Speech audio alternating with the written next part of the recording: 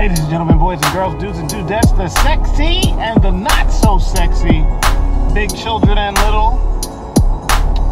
I'm novelist of Portland, my name's Great, aka Graffiti Bleu. Guess what, bitches?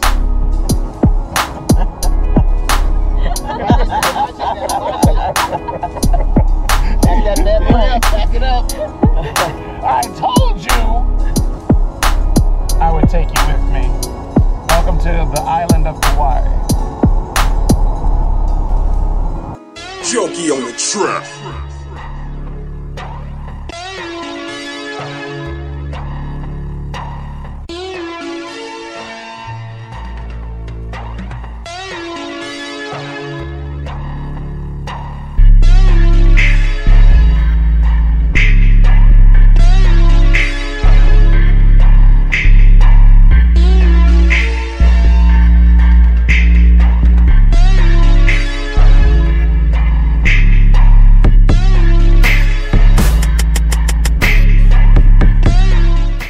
Okay, kids, on this episode of The Adventures of a Naive Poet, I will give you guys some behind-the-scenes details of my next project.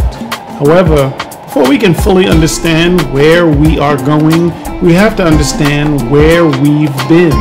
So we will start at the last project, Champagne Ethos. This was a legacy project. MOET, or the Men of Extraordinary Talent, as a group, was killing underground ciphers in the 90s but had no studio album to date. So we put the group back together. I invested in myself, invested in representation to get access, and rolled out a classic with a modest budget. I had collaborations with the likes of Destiny Manifest.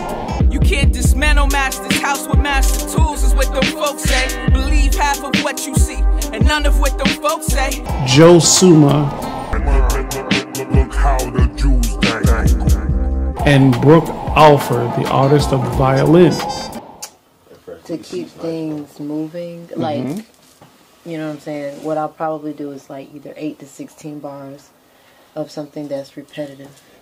And then you can copy and paste as needed. And then what I can do is a line that kind of feeds off of what you're saying. Like when you said about water. Right. Flies, or, you know, just different elements or whatever. Okay, that's what I was thinking. At the end of the day, I really want your gut interpretation on what you feel. You follow what I'm saying? Yeah. And this way there's that collaborative thing gets in there. And it doesn't really need to be more than like 3 parts, because it's simple, and you don't want to take away. No, exactly. They had to, and that was my thoughts exactly. I said there has to be some kind of rhythmic undertone, so the lyrics could take you wherever they need to go. Yeah. So I didn't bring my viola, but I can do what I can do best on violin, as far as building up from the bottom. Okay. And I'll just determine what key is best for you, for what you're speaking. Okay. Because there's a couple options.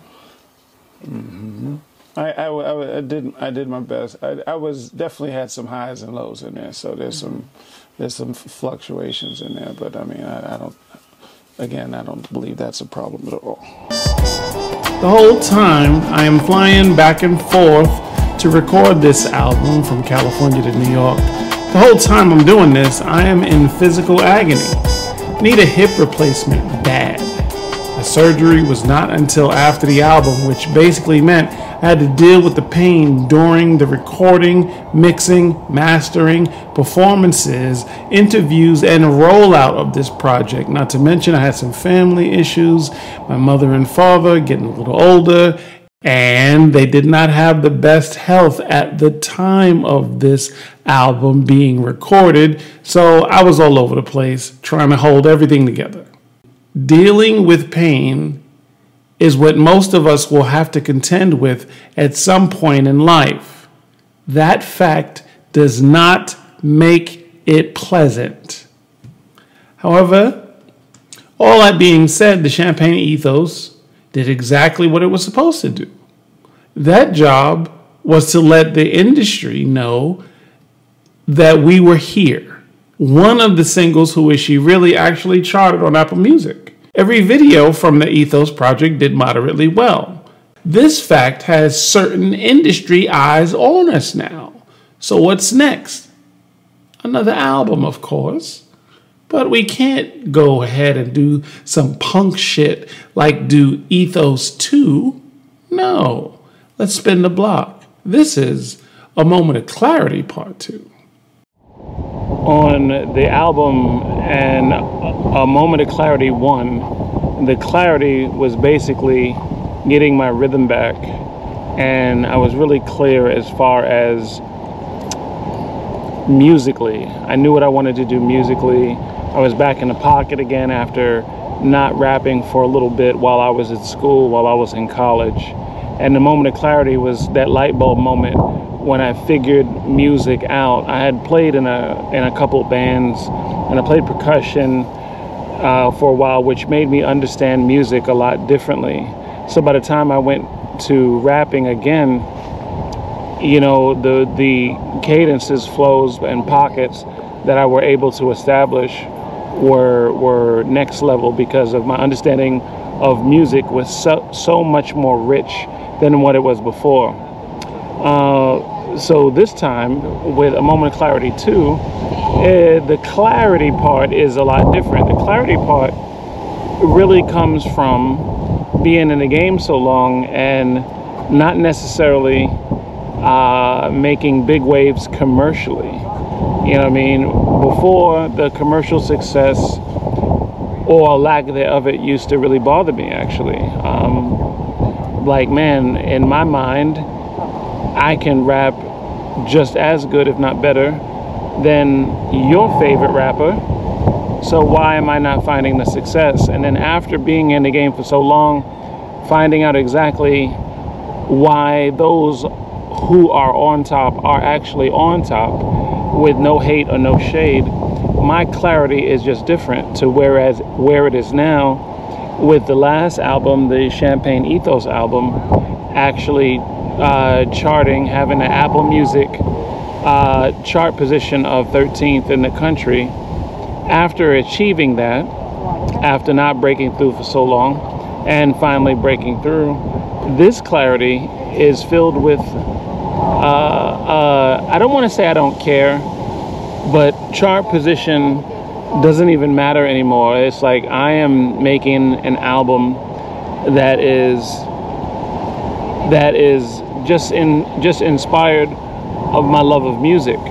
Now I am a servant of the people, and I want to make good music also that will be enjoyed, so I'm not just trapped necessarily inside of my own head making this music. But the moment of clarity, the second part of this A Moment of Clarity, is really making music that I am inspired to make and that I believe the people need and want, if that makes sense.